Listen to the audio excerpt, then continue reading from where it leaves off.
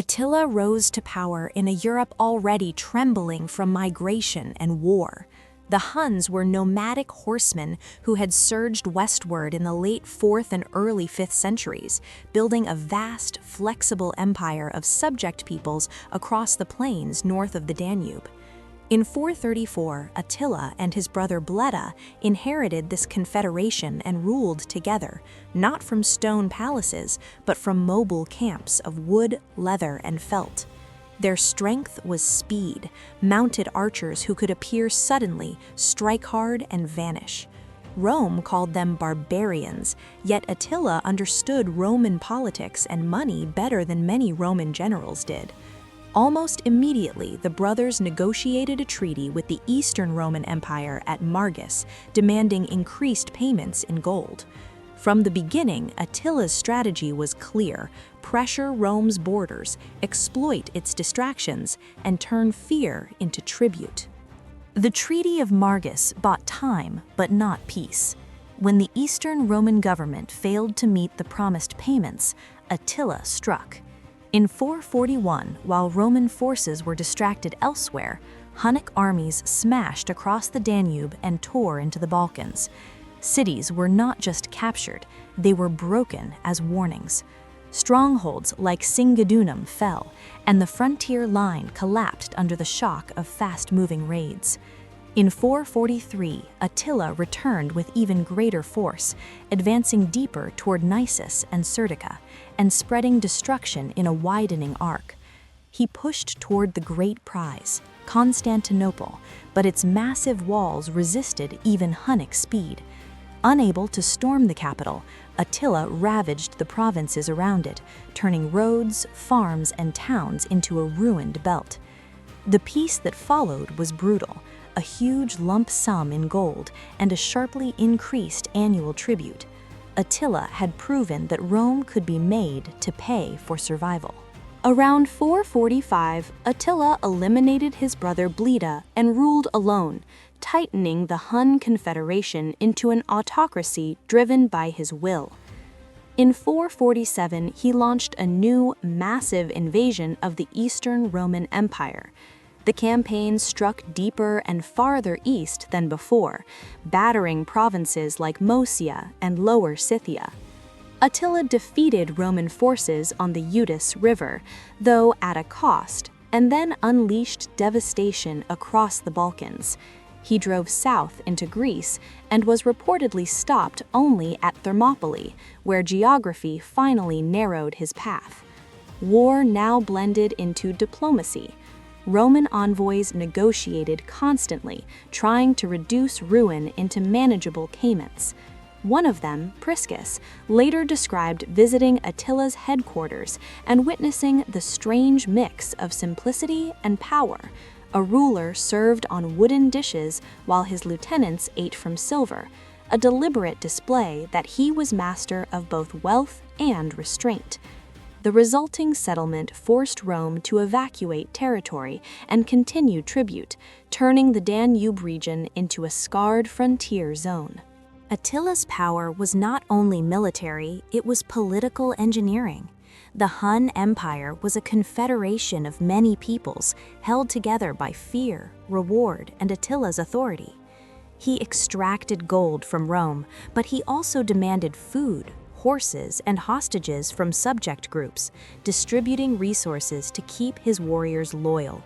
His armies moved with astonishing speed, and his tactics emphasized mobility, sudden raids, feigned retreats, and encirclements that broke heavier forces. Rome's leaders had to treat him like a rival emperor, not a mere raider. In the east, Attila's pressure reshaped strategy. Cities reinforced walls, armies avoided risky battles, and diplomacy became constant. Yet Attila also knew when to stop. He could threaten Constantinople without taking it, then turn away once the tribute was secured. This rhythm, strike, negotiate, extort, kept his forces supplied and his legend growing. By the late 440s, he stood as the most feared man on Rome's frontiers, a ruler who could command both devastation and negotiation, and who seemed to decide when whole provinces would live or burn.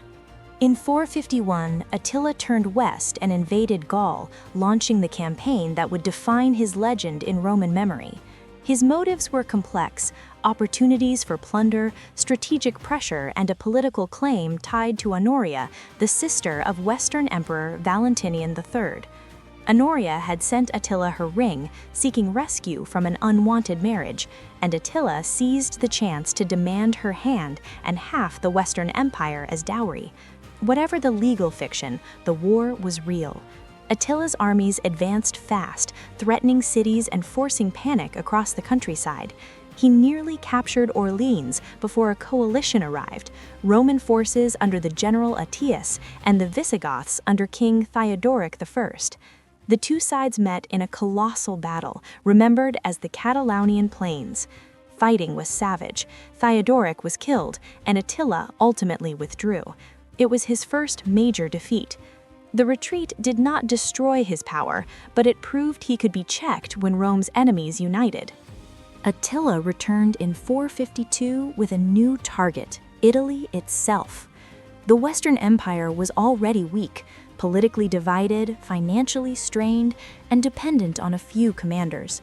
Attila's forces smashed into the northeast, taking and sacking cities like Aquileia, then striking across the plains toward other major centers. Panic spread faster than armies. Yet Italy offered different challenges than the Balkans or Gaul. Supplies were harder to secure, disease was spreading, and famine threatened the invaders as much as the invaded. Aetius could not stop Attila in open battle, but the landscape and logistics worked against the Huns. Attila ultimately withdrew before crossing deeper into the peninsula. Later tradition would turn this retreat into a dramatic moral story: embassies, warnings, divine intervention. But the practical reasons were brutal and ordinary: hunger, sickness, and risk. Still, the Italian invasion proved Attila could punch into the Roman heartland and survive. Even retreat became part of his power because he left behind a trail of ruined cities that could not be ignored. After Italy, Attila prepared for another strike eastward. A new emperor in Constantinople, Marcian, refused to continue paying subsidies, and Attila's system depended on tribute and intimidation. But in 453, at the height of his power, Attila died suddenly on the night after his marriage. Ancient accounts describe him dying in his sleep, possibly from a severe hemorrhage, and the shock rippled through his empire. His funeral became legend, a secret burial with treasure, followed by the killing of those who buried him so the grave could never be found. Whatever the details, the political result was clear. Attila had held together a confederation through personal authority. Without him, that unity could not last. His sons divided the empire, and rivalries erupted immediately. Subject peoples who had feared Attila now saw a chance to revolt. The Hun Empire began to fracture into smaller, competing forces, losing the ability to dictate terms to Rome. Attila's death showed the weakness behind his greatness. An empire built like a war camp collapses when the central tent is removed. Attila's image became larger than his life.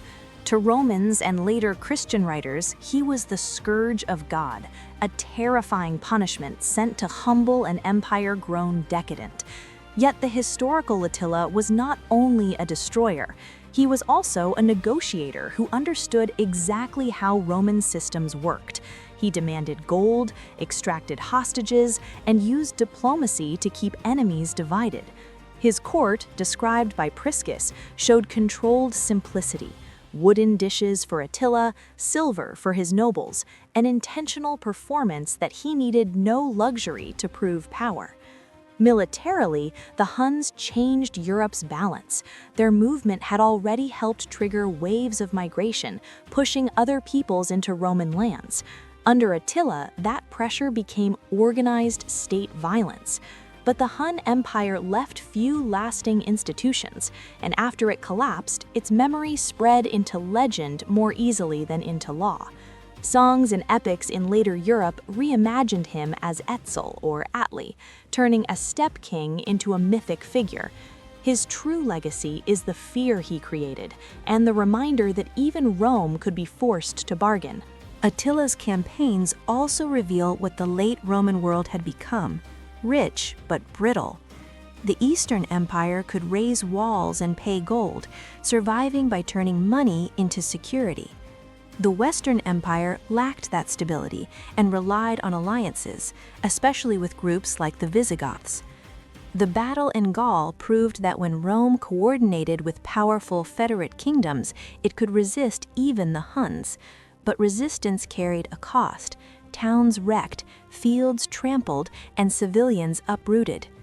Attila's raids did not create a new Hun civilization in Europe. They extracted wealth and demonstrated dominance. That is why his empire collapsed so quickly after him.